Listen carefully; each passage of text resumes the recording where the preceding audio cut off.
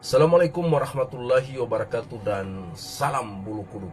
Sahabat, kali ini saya akan membawakan konten lampu mistis, langkah alam penuh misteri di malam Jumat. Malam Jumat kali ini saya akan membawa kalian menyelami kisah misterius yang terjadi 14 tahun yang silam. Ketika saya menjadi mahasiswa baru di Universitas Al-Khairat Palu, sebuah kampus Islam yang terletak di Indonesia Timur. Saya ingin berbagi pengalaman horor yang saya alami ketika mengikuti kegiatan orientasi masa bimbingan akademik atau disingkat dengan Ombak Fakultas Perikanan Unisa Palu, yang memulai langkah kami menuju sebuah petualangan yang tak akan pernah terlupakan. Ombak, seperti halnya ospek di banyak kampus lain, merupakan sebuah kegiatan pengenalan kampus yang konon sering menakutkan. Banyak mahasiswa baru yang mendengar kabar bahwa kegiatan ini adalah ajang balas dendam senior kepada junior. Kata-kata itu saja sudah cukup membuat kami semua panik.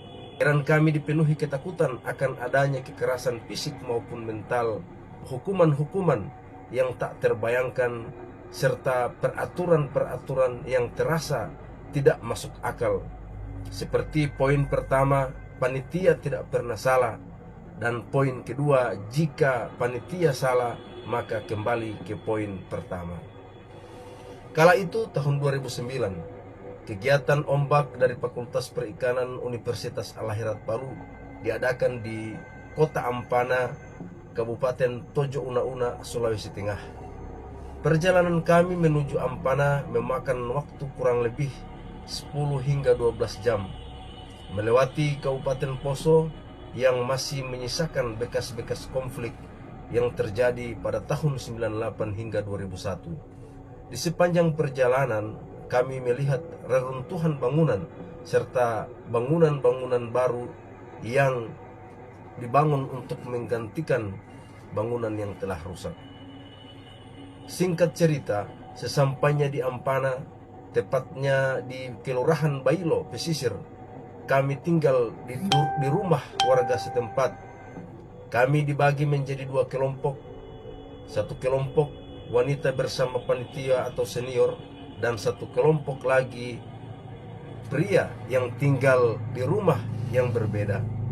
Sebelum kegiatan orientasi dimulai, panitia mengajak kami untuk mengunjungi Tanjung Api, sebuah destinasi wisata yang jaraknya sekitar 12 km dari tempat kami menginap. Perjalanan menuju Tanjung Api membutuhkan waktu 3 jam lewat perjalanan darat dan 45 menit menggunakan perahu motor. Kami merasa begitu penasaran dan penuh semangat untuk sampai ke sana. Tanjung Api terletak pada ketinggian sekitar 482 mdpl, dan kami membawa bekal nasi bungkus serta beberapa gelas air mineral dari panitia. Rombongan kami berangkat dengan berbagai cara. Sebagian naik perahu motor, sementara saya bersama teman-teman memutuskan untuk melalui jalur darat. Dipimpin oleh senior kami, Bang Raman, kami melewati jalur gunung yang tampaknya tak pernah kami lihat sebelumnya. Hanya bermodalkan nekat, tanpa panduan warga setempat, kami memutuskan untuk membuat jalur sendiri. Di pertengahan perjalanan, kami kehabisan air minum. Namun di tengah kelelahan, kami beruntung menemukan aliran air yang mengalir di tempat yang kami lewati. Kami pun minum sepuasnya, merasa sangat bersyukur. Dan di sisi lain, kelompok yang naik perahu motor menghadapi kendala besar. Perahu yang mereka tumpangi menabrak batu karang, dan air masuk ke dalam perahu. Salah seorang peserta wanita, sebut saja Fatma, yang tidak bisa berenang, digendong oleh nelayan untuk selamat. Rintangan tak henti datang, namun semangat kami tak pernah padam. Semua yang kami hadapi tak bisa menghalangi kami untuk sampai ke Tanjung Api. Setelah perjalanan panjang, kami akhirnya tiba di Tanjung Api. Namun waktu sudah menunjukkan sore hari, pukul 15.30. Teman-teman yang sudah lebih dulu sampai di sana kini bersiap untuk kembali. Meski dengan tenaga yang tersisa, kami yang baru sampai harus ikut kembali karena perjalanan ini bukan hanya tentang keindahan Tanjung Api, tetapi juga sebuah ujian kesabaran dan kekuatan.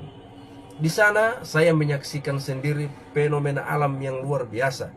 Tanah atau pasir yang dikeruk bisa menyala, membentuk api yang tak pernah padam bila diberikan daun kering dan kayu kering. Keindahan terumbu karang dan gelembung-gelembung panas di bawah permukaan laut menambah keajaiban tempat tersebut. Namun, perjalanan kami pulang tak semudah yang kami bayangkan. Saat kami mulai berbalik arah, perasaan aneh mulai menghampiri kami. Kami merasa seperti berputar di tempat yang sama. Patokan kami saat itu adalah perahu nelayan yang dikerjakan di puncak Tanjung Api, dan kami tak menemukan jalan pulang. Kami tak lagi tahu apakah kami terjebak dalam labirin hutan belantara atau apakah ada kekuatan yang tak tampak yang menghalangi kami. Waktu berlalu dan kami semakin panik. Perbekalan air sudah habis dan gelap malam mulai menyelimuti. Ketika ketegangan mencapai puncaknya, kami mendengar suara azan yang berkumandang dari kejauhan. Dengan hati penuh harapan, kami mengikuti suara itu, dan tak lama kemudian sebuah gapura muncul di depan kami, seolah-olah alam membuka jalan bagi kami yang terperangkap dalam kegelapan. Ternyata sahabat, azan yang kami dengar adalah azan Isya yang menandakan waktu sudah sangat larut. Kami akhirnya keluar dari hutan, dan warga setempat yang kami temui mengatakan bahwa Tanjung Api memang dikenal dengan aura mistisnya. Selama puluhan tahun mereka hidup di kaki Tanjung Api tersebut. Mereka takut melewati perjalanan darat ke Tanjung Api tersebut. Kisah kami meski penuh rintangan dan kejadian mistis menjadi pelajaran berharga. Sebagai pendatang, kami seharusnya lebih menghargai kearifan lokal dan bertanya kepada warga setempat tentang pantangan-pantangan atau hal-hal yang sebaiknya dihindari. Terlebih, kita harus selalu ingat bahwa ada makhluk yang tak tampak oleh mata kita yang bisa merasakan kehadiran kita bahkan saat kita tak melihat mereka. Sahabat, bagi sahabat petualang yang memiliki pengalaman mistis yang serupa, saya undang untuk berbagi cerita melalui email saya imran.pusi91@gmail.com. Sekian dari saya. Wassalamualaikum warahmatullahi wabarakatuh, dan salam bulu kuduk.